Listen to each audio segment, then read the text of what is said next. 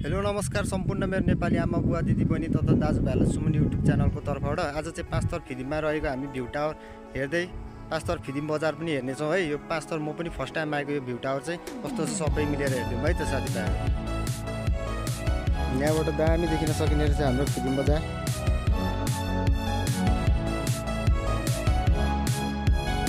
अनि आज चाहिँ मेरो साथमा सानो भाइ नि आएको छ।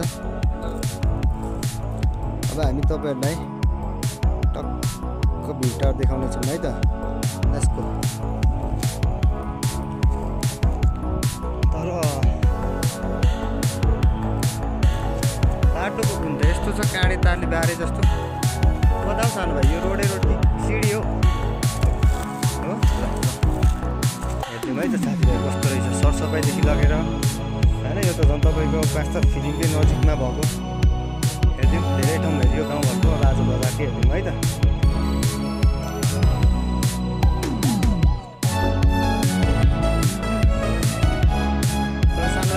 डिस्टर्ब गरिरहेको रहेछ सिड्ने छ बाटो।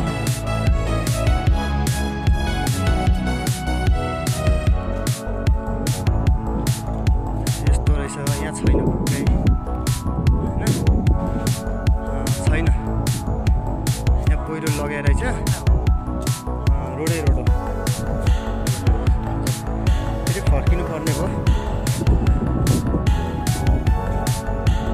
यहाँनिर धेरै ठुलो पहिरो गएको रहेछ।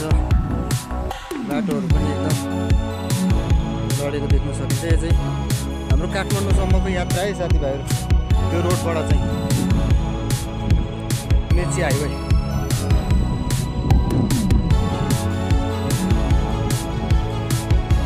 फर्किनु नै पर्ने है त।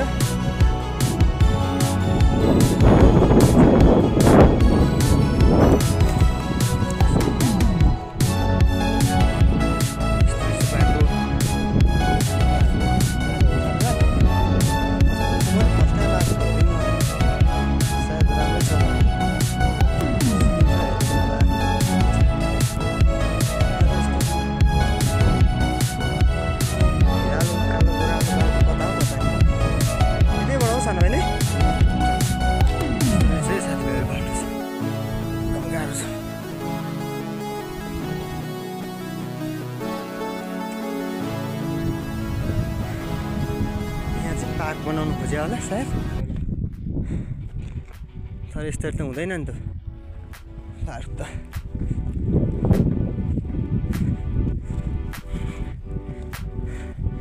यहाँबाट पनि रहेछ यो पुरानो बाटो रहेछ। पर्तिर सिडी नयाँ बाटो बनाउनु खोज्यो होला सायद।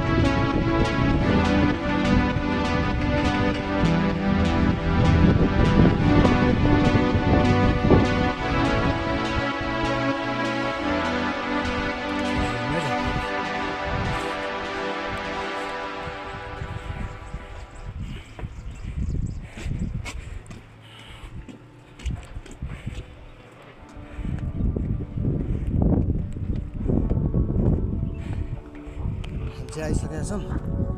यताबाट पनि बाटो थिएछ नि दाइ? हजुर, कहाँबाट आउनु भएको तपाईँहरू? ए हस् ल, हामी फिजीबाटै आएको दाइ। हजुर, तर फर्स्ट टाइम भएर आफ्नै गाउँ। हजुर, ए फर्किनु भएको? एकदम राम्रो रहेछ, हेर्नुलाई सबै सुन्दर देख्न सकिन्छ।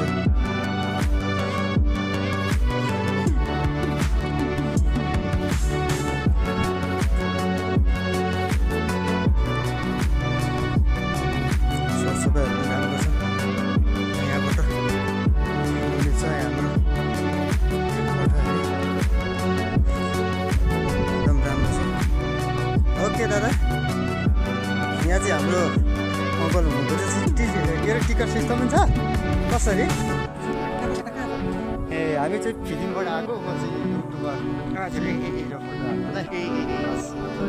हुन्छ बनाइसक्नु होला। हुन्छ, सरसफाइ रहेछ, राम्रो रहेछ। हस् अङ्कल, अनि हाम्रो यस्तो छ हेर्नुहोस्, यहाँबाट एकदम राम्रो रहेछ, मोड फ्रेस नै हुने रहेछ यहाँबाट हेर्नलाई। अब हामी भ्यू टावर चढ्दिउँ नि मेरो भाइ। हस् हेर्नुहोस् है, राम्रो छ। जस्तो तपाईँहरूलाई मैले फिल्म 10 खलङ्गा टारको हालेको थिएँ है, यस्तो हुनुपर्छ कि भ्यू टावर भनेको चाहिँ। त्यहाँनिर यतिकै बनाइदिनु भयो भने राम्रो हुने थियो।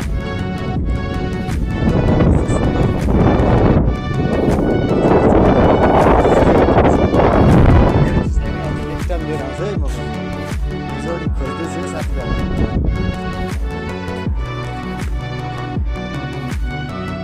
एकदम राम्रो सुन्दर ल, हेर्नुहोस्। तपाईँहरू पनि आउनु भएको छैन भने एकचोटि अवश्य आइदिनु होला भन्दै है तपाईँहरूलाई।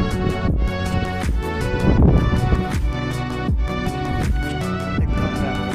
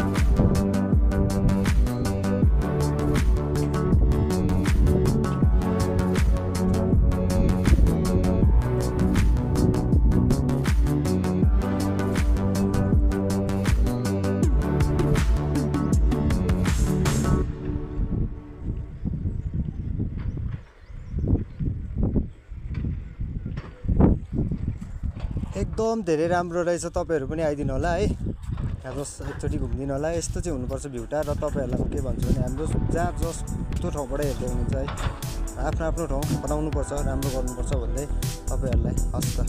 लाइक, सब्सक्राइबर, फलोवर्स गरिदिनु होला है सबलाई। All love you all Nepali.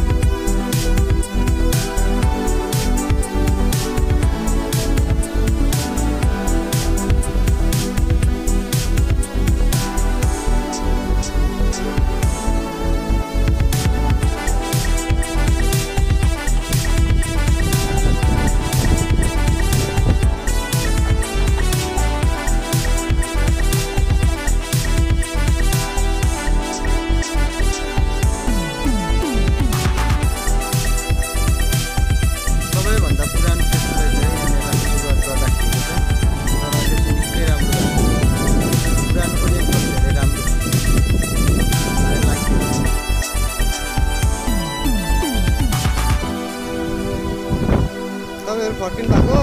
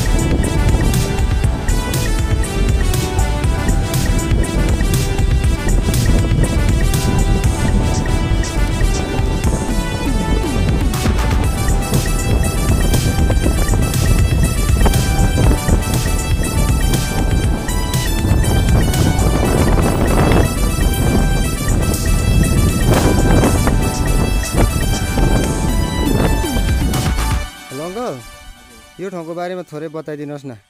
हुन्छ, मेरो फर्स्टमा म परिचय दिन चाहन्छु हैन। हजुर। मेरो नाम चाहिँ धनकुमार राई हो, म यहाँ स्थानीयवासी हो। हजुर।